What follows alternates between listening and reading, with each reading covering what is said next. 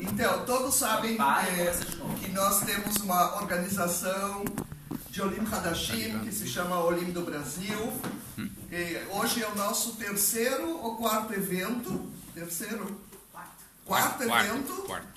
E como as eleições vão ser realizadas daqui 2 semanas, umas 2 semanas menos 2 dias, terça-feira. Todas as eleições em Israel são feitas na terça-feira. As datas mudam, mas o dia das semanas é terça-feira. Lava, Kitov. Pamai, Kitov. 2 vezes melhor. Isso é que diz quando Deus criou o mundo, para quem acredita. Na terça-feira, não me lembro o que ele criou, mas ele disse Pa'amayim Kitov. Então, terça-feira ficou como Pa'amayim Kitov. Então, as eleições são sempre na terça-feira. Para que vocês entendam o sistema político em Israel, eu convidei o Gabriel, que eu sou fã dele, fora ser fã da família dele, curitibano, e para ele explicar, ele faz parte do Conexão Israel, ele vai explicar o que é o Conexão Israel.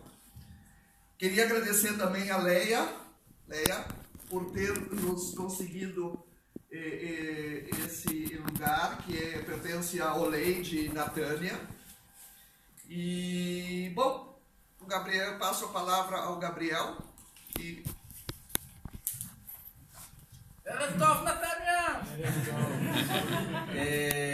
Eu tô saindo de um resfriado bem pesado, ainda tô com um problema na garganta, eu espero que vocês consigam. Senão a gente vai numa voz negra. Eu sou o Gabriel Passione, eu sou de Curitiba, eu tô aqui em Israel há 22 anos.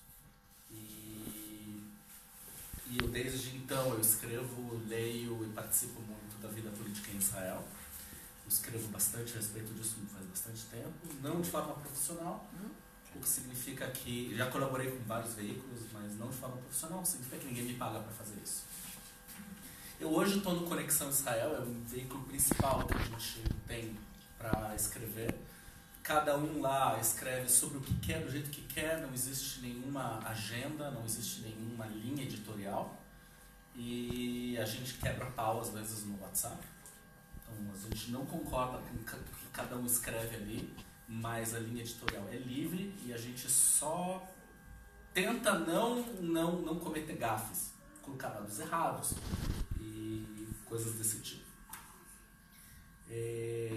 Eu costumo escrever sobre questões geopolíticas do Oriente Médio, sobre a política de Israel, sobre análise sobre a política de Israel. Se vocês estão aqui hoje é porque vocês têm um pequeno gosto, interesse ou curiosidade a respeito da política, de uma forma geral, de Israel em especial. E falar de política é um negócio sempre muito emocional.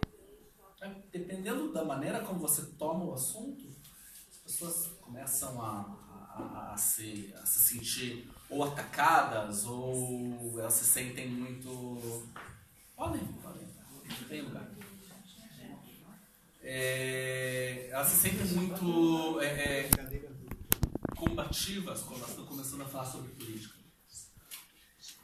E uma das coisas que eu aprendi com o tempo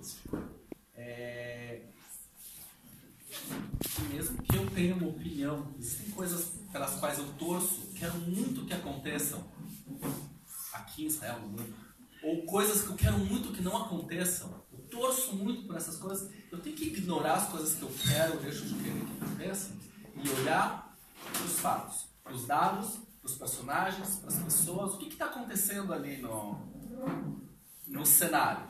E esquecer o que eu gostaria muito que acontecesse, o que eu não gostaria que acontecesse de jeito nenhum. Fulano está crescendo nas pesquisas. Não importa se eu gosto disso ou não. Vamos analisar o que está acontecendo e enfrentar de frente o fato de que fulano está crescendo nas pesquisas, mesmo que eu não goste dele. Ou o contrário. Isso se chama viés da confirmação. A gente costuma fazer é pegar dados que estão aí, todos os dados que corroboram com o que a gente quer que aconteça, a gente absorve, usa, e todos os dados que a gente não gosta, não se interessa e quer ignorar, a gente ignora. Isso é um viés da confirmação, confirmation bias. E a gente viu muito disso acontecer nas redes de WhatsApp, de Facebook, nas eleições no Brasil agora. Que muita gente mandando notícias completamente inventadas e repassando para frente, claro, sabia, eu suspeitava pelo menos de que se tratava de uma notícia inventada, mas ela corrobora com o meu posicionamento político e, portanto, vou vencer a discussão. Tá? Então, isso foi uma introdução um pouco larga para explicar por que eu não vou dar minha opinião pessoal. Não é minha opinião pessoal, eu vou fazer uma análise do que está acontecendo a respeito das coisas que estão acontecendo em Israel nesse momento e por que é escolher essa estrutura de palestra. Então, a primeira parte eu vou dividir em 3 partes. A primeira parte eu vou falar sobre o sistema político de Israel, como é que ele funciona, o que é o parlamentarismo, como é que funciona o parlamentarismo, qual que é a diferença entre o parlamentarismo e o presidencialismo bicamaral que é o no Brasil, e o que isso significa para o voto de vocês. E a segunda parte eu vou falar, ok, esse é o cenário, vamos falar dos personagens. Mais ou menos o que está acontecendo, a dinâmica está enlouquecedoramente rápida, pode ser que amanhã mesmo parte do que eu diga já não seja mais válido, as coisas estão assim de rápido. Mas eu vou tentar pegar de uma maneira geral, um brief histórico, se vocês tiverem paciência comigo, contar de onde surgiram determinadas coisas, por que as coisas são do jeito que são. A Gladys também me deu a dica que ela gostaria muito que eu falasse um pouco das diferenças entre as ideologias de esquerda e de direita aqui no Brasil, que são completamente diferentes, elas não têm nenhuma relação.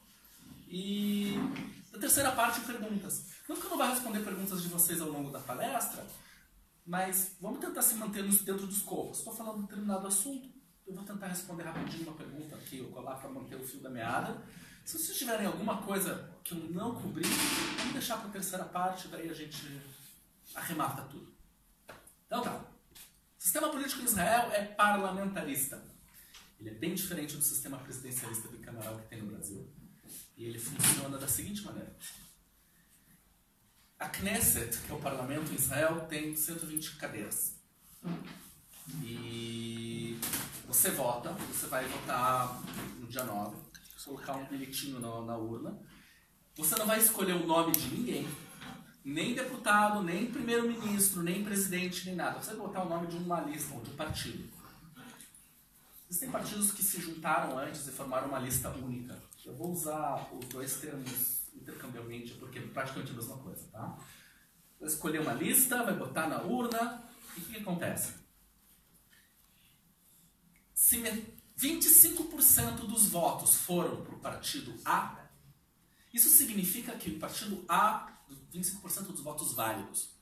Isso significa que 25% das cadeiras da Knesset vão ficar com o partido A. É isso que isso significa. 25% seriam 30 cadeiras. Se alguém consegue 50% dos votos válidos, ele vai ficar com 50% das cadeiras da Knesset, 60 cadeiras. É assim que funciona a votação. Quem são essas pessoas que vão ocupar as cadeiras? São as listas. Então, cada partido define qual vai ser a sua lista de candidatos. Chega lá, cada partido tem seu sistema. Existem poucos partidos chamados democráticos em Israel. Partidos que definem a sua lista por votação interna. Avodá é um, Likud é outro, Meretz é outro. Faltou algum? Esses são os 3 únicos que hoje em dia fazem lista democrática. Todos os outros são listas meio que soviéticas. O líder decide quem que vai estar na lista e pronto. Gostei dessa lista soviética. Avodá, Likud e Meretz. Todos os outros partidos têm um comitê, ou um líder, ou um rabino que decide qual que vai ser a lista. Que também é soviético. Que também não, soviético no sentido que tem um politburo que decide quem que vai fazer a lista. Tá, essa é a lista de cada partido. Eu recomendo muito para vocês, antes de vocês votarem, quase todos os partidos têm site em inglês, alguns inclusive em espanhol. Pode, mas já estão filmando, isso aqui vai depois para a internet.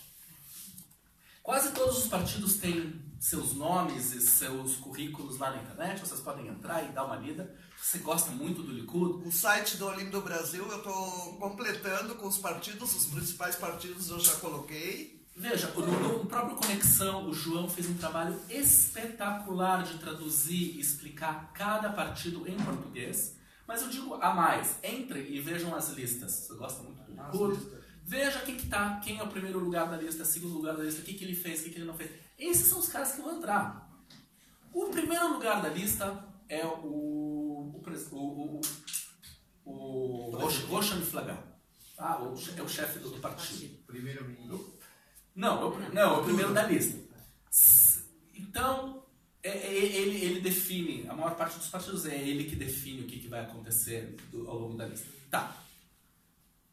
Fechamos a Knesset, ok? Terminaram as votações, viram quem que ganhou mais votos, ganhou menos votos, fechou-se os 120 lugares na Knesset. Só um detalhe importante, ele vai ficar muito importante depois quando for fazer uma análise. Existe uma lei chamada Ahuzah Hassimah, que é cláusula de barreira. Isso significa que qualquer partido que receba menos de 3,25% dos votos tem todos os seus votos cancelados. Ou seja, o partido não entra na Knesset e os votos vão para o lixo. Eles não são votos contabilizados, eles não são votos válidos. Não são válidos, não são contabilizados. 3,25? 3,25. O que é o equivalente a 4 cadeiras na Knesset. Esse é o número mínimo de cadeiras da Knesset que o partido pode receber.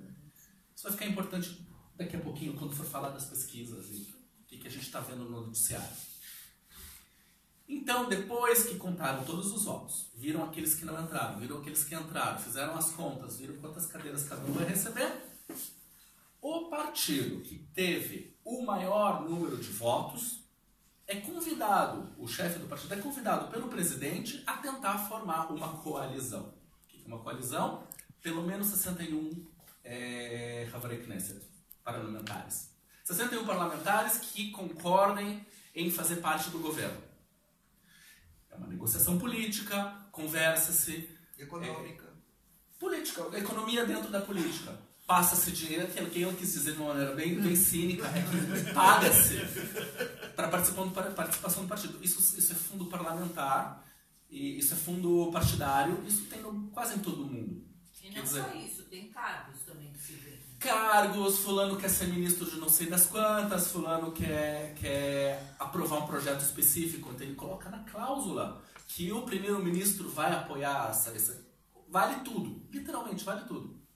Você pode decidir o que você quiser, inclusive na Knesset passada, posso falar que a corrente, as próximas eleições não tem como dizer, mas na passada, por exemplo, o Bibi fez um acordo com cada partido, e parte desse acordo era: eu vou ser ministro das comunicações. Não tem, eu vou controlar essa pasta. Por exemplo, falou-se muito na época, por que de repente ele traz isso, e essa informação também fica importante para a segunda parte da palestra. Beleza. O que acontece se dentro dessas negociações ele não consegue juntar 61 cadeiras? O presidente vai para o segundo partido mais votado e diz: você não conseguiu, tenta você agora. Isso aconteceu já em 2007? 2007, que o partido da Tzivili Livni, que era o Kadima, conseguiu a maioria dos votos, por uma cadeira de diferença do Likud, não conseguiu fechar o governo. O presidente passou o bastão para o Netanyahu, que era o líder do segundo mais votado, e ele sim conseguiu fechar um governo. E essa foi a primeira cadência dessa época, dessa última jornada dele. E é assim que funciona o parlamentarismo em Israel. Então, para quem que você vota? Isso que é interessante. No Brasil, quando você vota no presidente, você não sabe quem que vai ser a oposição. Que evidentemente você não sabe quem que vai ganhar. Supõe-se quem vai ganhar, mas quem que vai ser a oposição vai ser dentro do Congresso, dentro do Senado. Você não sabe, porque não existe pesquisa para a quantidade de pessoas dentro do Congresso. Então você não sabe quem que vai ser a oposição, quem que vai ser a coalizão, quem que vai ser o governo contra o governo. Aqui não, é o contrário. Aqui você sabe exatamente. Então você vê, por exemplo, um partido menor, que você sabe que ele não vai ganhar, ele não está correndo para ser primeiro-ministro, chefe do partido. Mas você sabe o alinhamento ideológico dele, você vê as pesquisas, você pode dizer, sabe o quê? Eu acho que eu vou votar nesse cara porque eu quero que esse cara seja oposição forte. Eu quero uma oposição forte. É importante para a democracia uma oposição forte que faça frente a quem vai ganhar e, portanto, eu vou votar nesse partido. É uma estratégia perfeitamente válida. Aqui no presidencialismo não existe. Você não consegue pensar dessa maneira. Você não consegue pegar essas nuances do jogo político e jogar ao teu favor. Isso acontece bastante. E outra coisa interessante aqui. O segundo lugar, imediatamente, se ele não forma o governo com o primeiro lugar, o que em Israel é raro de acontecer. Segunda parte eu vou falar um pouco de história, né, e a gente vai entender mais ou menos essas coisas. Você é praticamente garantido que o segundo lugar vai ser a oposição. Então, alguém muito forte, que ganhou muitos votos, ele não vai para casa. Tá, acabou as eleições, vou para casa, com todos os meus votos que eu recebi. Não. Ele agora está na Knesset como uma oposição muito forte. Então, tem grandíssimas vantagens no parlamentarismo. As desvantagens a gente vê por aí, né? É fácil, muito fácil dissolver a Knesset.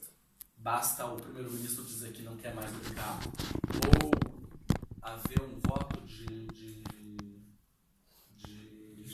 desconfiança. Voto de desconfiança da Knesset, que vota a favor de dissolver a Knesset.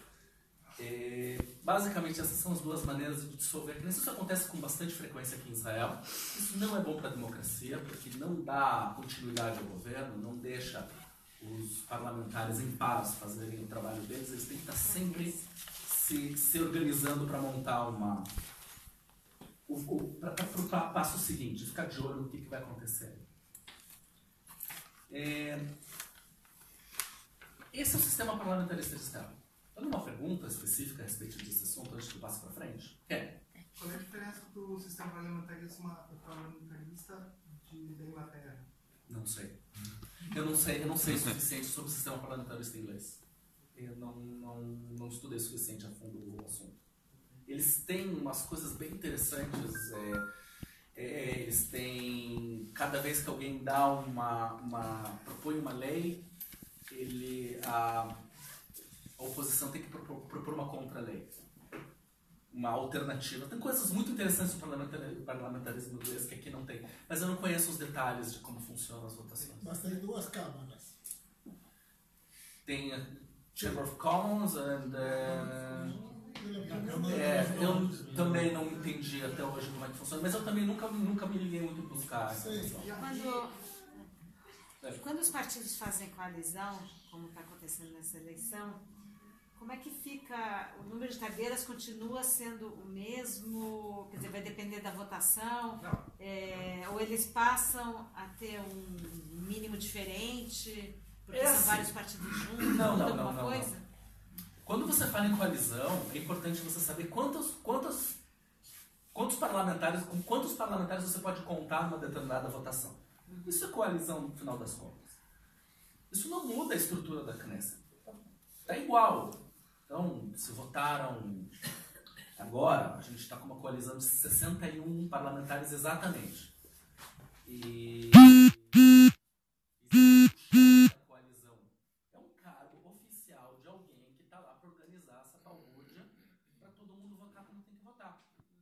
Quem faz isso hoje, ou fazia espetacularmente bem, era o David Bitar, que também está sendo acusado de uma série de coisas, né, porque ele era subprefeito lá em Rishon. Mas não muda a estrutura da coisa. Cada partido, se de repente o Carlão decide não vou mais fazer parte da coalizão, ele derruba o governo, porque o governo já não tem mais coalizão, por exemplo. Não tem maioria. Não tem coalizão. Coalizão, a definição é a maioria. Maioria. Sim. Mas eu não entendi direito quem que elege o presidente e qual que é o papel dele no sistema. O presidente em Israel, ele tem um cargo mais cerimonial do que oficial. Uma das poucas prerrogativas que ele tem é na época de eleição em que ele reúne os partidos para decidir quem vai ser o primeiro-ministro, qual vai ser a coalizão, e ele é que ele que passa oficialmente o governo para quem vai ser o primeiro-ministro. E quem elege ele? O presidente tem um mandato de 7 anos, quem elege é a Knesset. Ele normalmente é um ex-parlamentar e quem elege ele é a Knesset. Cada 7 anos. Quem elegeu o Ruben Rivlin foi a Knesset. Eu queria perguntar, é um grande número de partidos, né? Entre mais antigos e mais novos. A dança das cadeiras depois da eleição, ou seja, para formar a coalizão, o presidente pode cooptar membros de outros partidos para mudar de partido? Não. O primeiro-ministro que está tentando formar uma coalizão, ele não pode tirar pessoas de um partido, botar em outro. Ou seja, a negociação é entre partidos. A negociação é só entre partidos. É por isso que você vota numa lista, você não vota numa pessoa. Exatamente. No caso da eleição do presidente, cada um tem seu voto ou também é por partido? Ou é representativo? Cada um tem seu voto, mas normalmente você tem bancadas dentro dos partidos que definem. Ó, galera, vamos votar junto. Os partidos decidem a quem vão apoiar. Geralmente é uma negociação lá dentro. Existe uma disciplina parlamentar dentro de cada partido que às vezes é quebrada, mas é muito raro. Aqui em Israel normalmente funciona, cada partido vota como bloco, inclusive para leis. Não só nesse caso. Esse lado eu estou ignorando, vamos lá. Como é que são eleitos, na verdade? Porque acho que existem as pastas dos ministros. E você vê o ministro falando mal do outro ministro, do primeiro-ministro, uma grande confusão. Como é que funciona esse direcionamento de pessoas para as pastas? Quem define quem vai ser ministro é o primeiro-ministro. Ele pode demitir o ministro. E ele define por afinidade política, por causa da negociação da coalizão. Partideco de 4 deputados quer negociar agora com o Bibi para ele subir, para ele fazer parte do governo, porque o governo está fraco, ele precisa de uma coalizão maior. Ele diz, eu quero ministério. Eu não vou simplesmente te apoiar por nada. Eu vou deixar isso mais claro daqui na segunda parte, porque daí vai ficar. Eu vou contar algumas histórias do quem, quando, como, onde. Ok, obrigado. Primeiro, que tem tantos partidos em Israel, né? Talvez você vai entrar na segunda fase. Vou. E como é que esses partidos se mantêm economicamente? São apoiadores que contribuem, tem um fundo do governo. Como é que esses partidos continuam existindo? Tem fundos. E tem apoiadores. As leis para doação aqui em Israel elas são muito rígidas mesmo. Inclusive, você tem um limite máximo de dinheiro que você próprio pode botar no seu próprio partido, mesmo que você seja candidato. Você tem uma série de leis. Eu não sou muito especialista em legislação desse tipo, então eu não sei dizer exatamente as nuances. Mas tem um apoio tanto de doações como do governo. E tanto de filiação. Cada membro... Sim, mas a filiação não traz muito. Não traz 90 shekel por ano. Não é nada. A filiação... tem esse padrão para se filiar? Eu acho se afiliar um algum partido. Cada esqueci. partido tem a sua anuidade. Eu sei que um dos partidos é 90 shekel por ano. Esse é um ponto importante que eu esqueci de comentar. Eu falei que tem 3 partidos que têm a votação interna, quem que vota dentro do partido? São os membros. Então, se você quiser hoje ser membro do Likud, você pode. Você preenche um papel, um formulário, você envia. Esse formulário é checado, porque você não pode ser membro de mais de um partido. E daí você paga uma anuidade. Existem convenções, as convenções estão lá para você ouvir o que os candidatos têm a dizer e para votar na tua lista. A gente viu no noticiário não faz muito tempo a enorme convenção que foi do Likud, que eles elegeram a lista atual. Então, a Vodá é assim, Meretz é assim, o Yesh Atid jura por Deus que daqui a pouco vai ser assim também. E não sei Não sei qual é Jurar a por deles. Deus, o Lapid não juraria por Deus. Uma outra pergunta. Oi. A mesma coisa que acontece aqui na cidade do Chatraim, a mesma coisa? Existem membros filiados a partido, tem eleições, tem urna no Chatraim. É muito parecido, com a diferença de que aqui o voto para prefeito é separado do voto para os vereadores. Da Knesset não. Tudo aqueles Beiter, tudo aqueles Chatraim. Na Knesset não. Na Knesset você só vota para o partido. Você não vota para quem vai ser o chefe. Eles só votam para quem desce. Mas já teve isso, não teve, né? Teve até 70 e 2000. poucos. Até 70 e pouco. Com 70 e pouco. Sim, a lei. Não, com Ariel Sharon foi assim. Não. Para primeiro-ministro. Teve. Eu vou entrar nisso na segunda parte, porque não é muito importante. Mas eu vou contar um pouco sobre isso. Tá, vamos passar para a segunda parte, então.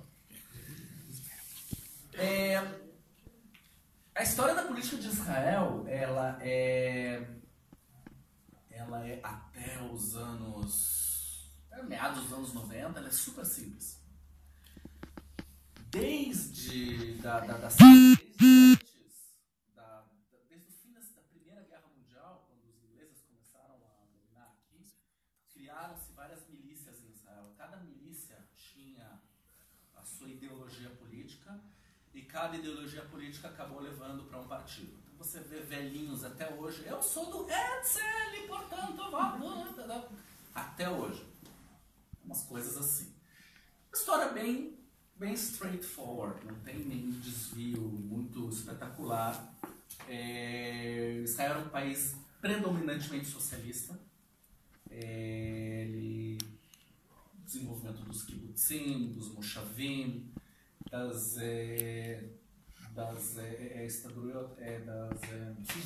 sindicatos. Aliás, os sindicatos até hoje são muito fortes em Israel, os principais sindicatos, e nem todos são de esquerda. Por exemplo, חברת החשמל. Havata Hashmala, Relavir, não são de esquerda, por exemplo. Só para vocês terem, começando a dar um toque de como é diferente a política aqui em Israel do Brasil. Então era predominantemente de esquerda.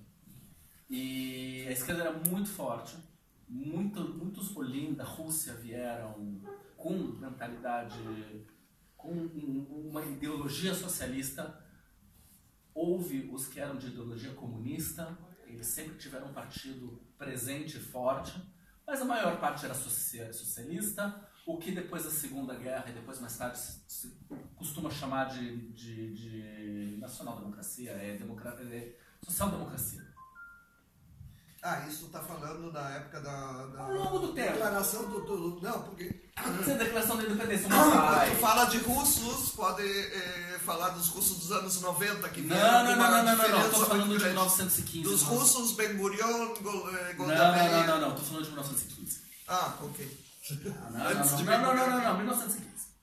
E depois eles começaram. Então é bem fácil você analisar a história política de Israel. Você vê quem ganhou a primeira eleição, Mapai, que é o Avodá, tá? Eu vou traduzir para os nomes atuais. Avodá. Segunda eleição, Avodá. Terceira eleição, Avodá. Assim por diante. O Ben Gurion foi Rosh Menshallah, foi primeiro-ministro durante 12 anos, 13 anos? O Bibi está concorrendo com ele. O Bibi 12 ou 13 anos. Sem nenhum concorrente à vista. Nenhum. Não que ele não tivesse oposição, como eu disse, as milícias anteriores à independência de Israel já faziam a oposição. Essa oposição começou a crescer muito lentamente com a vinda dos olim dos países árabes. Os países árabes expulsaram os seus judeus das suas regiões, eles vieram para cá, parte veio para cá, parte foi para a França, depois vieram para Natália. E eles são muito maltratados pelo establishment, eu falo establishment, não o governo, porque é o todo. São muito maltratados pela população local, pela sociedade, até mesmo pela religião judaica local, que era Ashkenazi predominantemente. São muito maltratados por eles também. E isso ficou uma pinimba muito séria que durou até os anos 70. A Avodá continuava ganhando, mas era por causa da questão social e não por afinidade política. pessoal que vinha dos países árabes, eles eram muito menos políticos. Eles eram mais apolíticos do que os judeus que vinham da Europa. Os judeus que vieram da Europa, eles já tinham uma carga política muito forte, de muitos anos de experiência. E esse pessoal chegou aqui. Quando chegou os anos 70, e finalmente surgiu um candidato mais forte da direita, que é o Menachem Begin, ele finalmente ganhou. Ele ganhou com alguns discursos muito bons dele, e ele acatou, ele abraçou esses Olim, que há tanto tempo já se sentiam órfãos, já mais de 20 anos se sentiam órfãos, e de repente disse, não, tem uma alternativa, não é só vou dar aqui, vem. E ele ganhou, foi em 77, e foi a primeira vez que um governo de direita ganhou em Israel. E aqui vem mais uma enorme diferença de tudo que vocês jamais pensaram a respeito do direita, esquerda, direita. Finalmente assinou-se paz com o Egito. Quem? O Menachem Begin. 40 anos atrás. De direita. Exatamente agora. E sim, ele teve que desmontar assentamentos. E sim, teve muita briga. E sim, todas as cenas que a gente já viu em Gaza, se vocês estavam aqui, de gente subindo nos telhados e jogando... Eu vi as cenas pela televisão de Amit, eu já estava aqui, eu fiz a viagem junto com o Bacon. Eu trouxe o Bacon. Em 1977 eu fiz a viagem junto com o Bacon. E Amit, a cidade sim, mas você pensa na região territorial do Sinai e a quantidade... O drama pessoal é menor do que o último... Eu diria, eu vou te explicar, o drama logístico... Eu estava aqui, eu vi. Eu vou te Foi explicar. jovem. Não, eu vi jovem. Eu vou dizer o que Eu não sou jovem. eu vou dizer o que quantidade de gente que foi... Concordo mesmo porque... Não dá pra comparar. Concordo, mesmo porque o Israel é um país hoje muito maior do que era na época. Eu acho que, logisticamente falando, você tem toda a razão. Foi muito mais fácil, é muito menos gente, Em compensação, a dor dessas pessoas e das pessoas nem as envolvidas diretamente, as envolvidas de uma maneira geral, foi enorme. Peraí, a gente não ganhou a guerra? Por que a gente está fazendo isso? O que a gente vai ganhar em troca? Cara, quem que garante que o Egito não vai romper o tratado deles e não vai atacar a gente? Porque vejam só, todo o problema da traição que em 67 eles não só fecharam o canal para navios israelenses, eles já tinham trazido tanques para dentro do Sinai e para dentro de Gaza. Então eles estavam prontos para atacar. Quem disse que isso não vai acontecer de novo? Então, foi um drama muito sério na época. E a gente não está falando de palestinos, a gente está falando de uma nação. Uma nação que tinha apoio da União Soviética. Não é pouca coisa. Então não foi muito fácil, isso aconteceu. Quem fez isso foi o Menachem Begin. E isso mexeu muito com o país. Eu não quero muito entrar nessa época, não, porque teve um esquerda-direita, direita-esquerda, que na verdade é uma esquizofrenia do povo. Porque o povo queria voltar para a esquerda, mas quem estava na esquerda era o Peretz.